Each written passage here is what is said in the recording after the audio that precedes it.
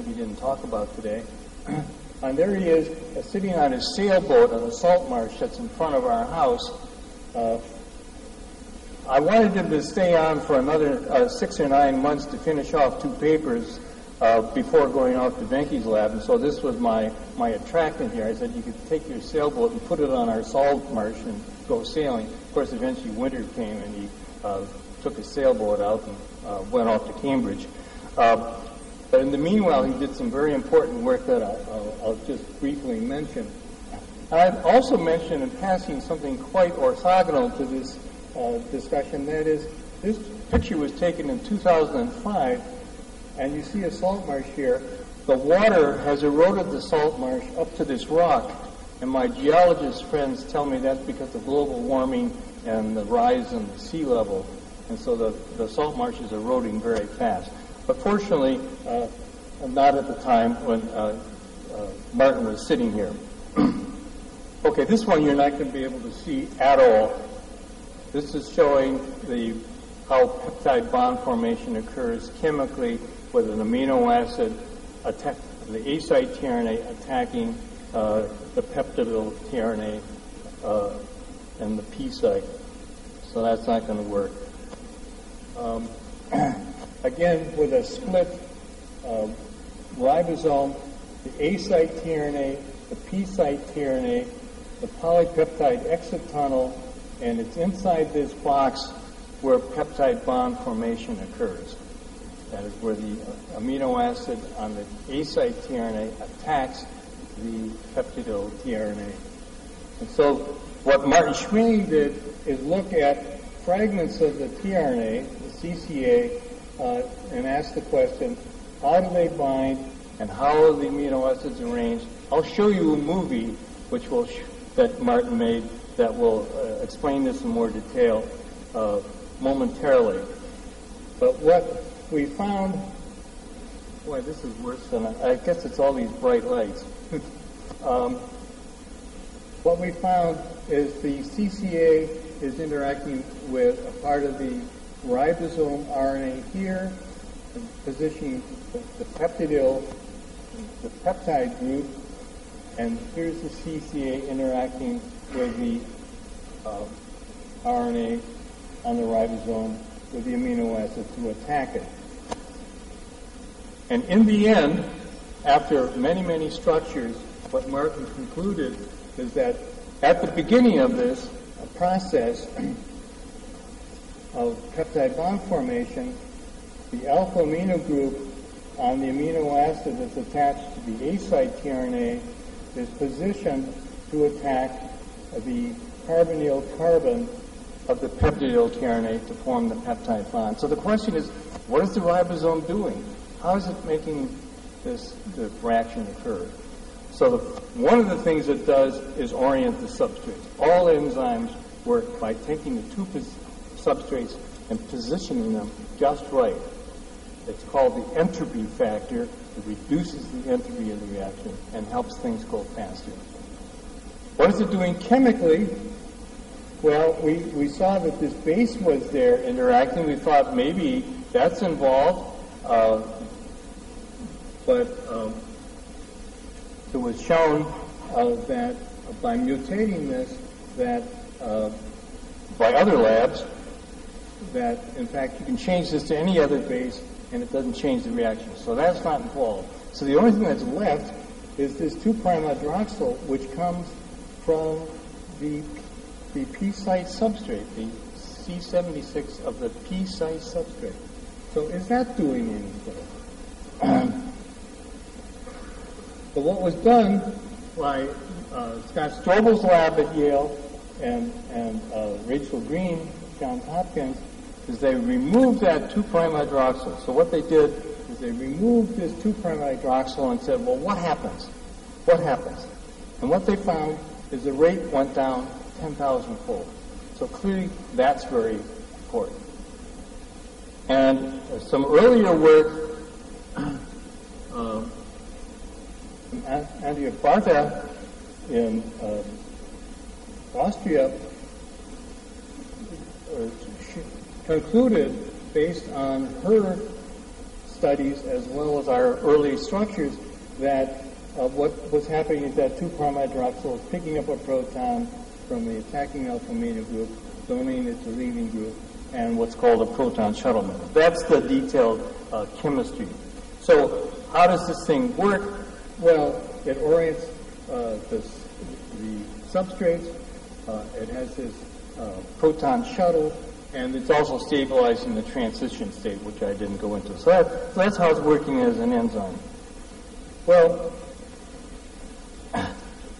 as Venki said to you, Francis Crick in 1968, Francis was always thinking ahead, amazing guy.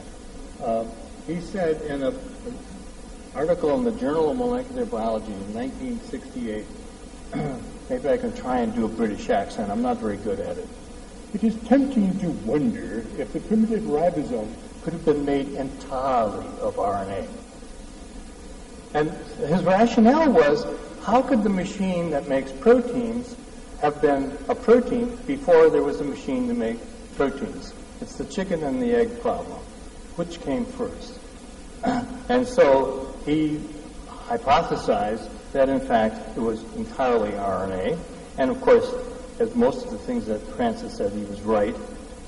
So when we looked, there weren't any proteins closer than 20 angstroms.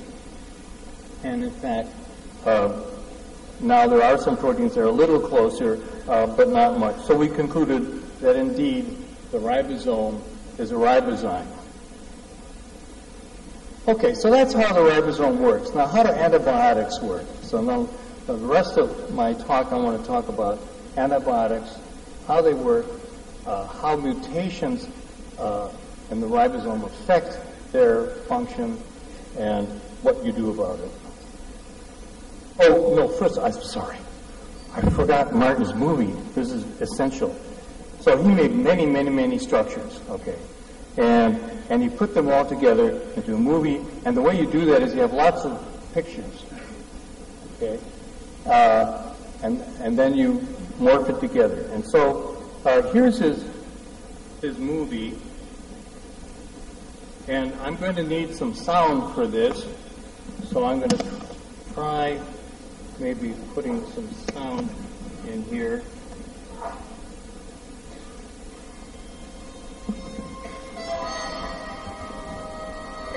don't know if that works. There's the 50S ribosome. And there's the active site. I don't know if the sound is coming out. Now we're coming down to the active site. This is where all the peptide bond formation is going to occur.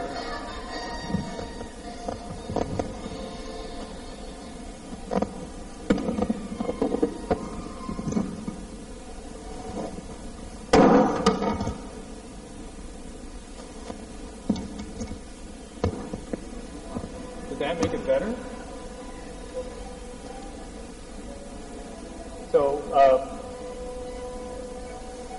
So there's the P site substrate. There's the A site substrate coming in. Okay, the A site substrate. Now it turns out there's some induced fit that occurs. Okay, good. We can get a little sound here. And the reorient so that this alpha amino group is aimed towards the carbonyl carbon here. Okay, now it's about, the alpha amino group's about to attack the carbonyl carbon. Oh, made it. And there's the tetrahedral intermediate, stabilized by that water molecule. And then it breaks down to give the deacylated product in the P site. Okay, so then this deacylated substrate will go from the P site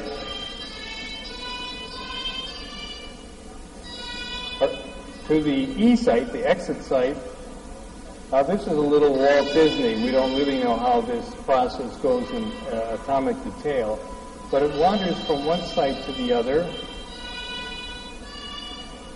Now then the A76 fits in here, and the reason it goes to the E site now is because it can bind here. If it had an amino acid on it, it wouldn't be able to fit in here, okay? Now the last change is the substrate that's in the A site, that is the now growing peptide, goes from the A site to the P site, and then it's ready to start over again. Okay, thank you. Okay, so I'm sorry we didn't get all the sound, but great movie. But now turning to antibiotics. How do they bind to the 50S ribosome? What's the mechanism of resistance? And how do you design new antibiotics? Again, here's some data, a little more detail about the rapid rate with which antibiotic resistance emerges. And usually this happens when antibiotics go off patent and they become generic and they get circulated, as Venki pointed out, so that you can go down to the shop and buy it and misuse it. And just look what happens here with levofloxacin resistant. This is 50% over a period of 10 years. Penicillin resistance, azithromax, Z-Pak, up to 30% over a relatively short time. This is a new one, linezolid. It's just starting resistance. It's still on patent, and when it goes off, it'll probably go too. So this is the problem. So how do you solve it? Well, Jeff Hansen did most of the early antibiotic studies, and I'm going to talk about a couple of categories. I'm going to talk about antibiotics that bind that are effective against TB here, and they bind between the two subunits and at the decoding center. And I'm going to talk about ones that bind to where the amino acid in the A site, tRNA binds, the side chain binds. They're called A site inhibitors. And then I'm going to talk also about macrolides, azithromycin. Most of you know about erythromycin. Most of you know about azithromycin is Z-Pak, for some of you might know about. They bind down here. We've looked at many more, but I won't talk about them. So the macrolides, they have a ring that has a number of atoms in them. They're 15 and 16, 14, 15, and 16. Here are the 15 and 16 numbered ones. The rings all superimposed. They differ by having different groups hanging out and interacting. That's what makes the antibiotics different. And they're all interacting with RNA. They're not interacting with protein. And so then the question is, well, how do they inhibit it? Well, if we again split the ribosome and then look in this area, in red is where the macrolide binds, and there's where peptide bond formation is. If we look up the tunnel here, you can see that's where peptide bond formation occurs, and then there's where the antibiotic binds. It's blocking the exit of the polypeptide. I call it molecular constipation, but it just prevents the exit. And in green are bases whose mutation give rise to resistance. And you can see what's happening is changing the shape. Well, so what we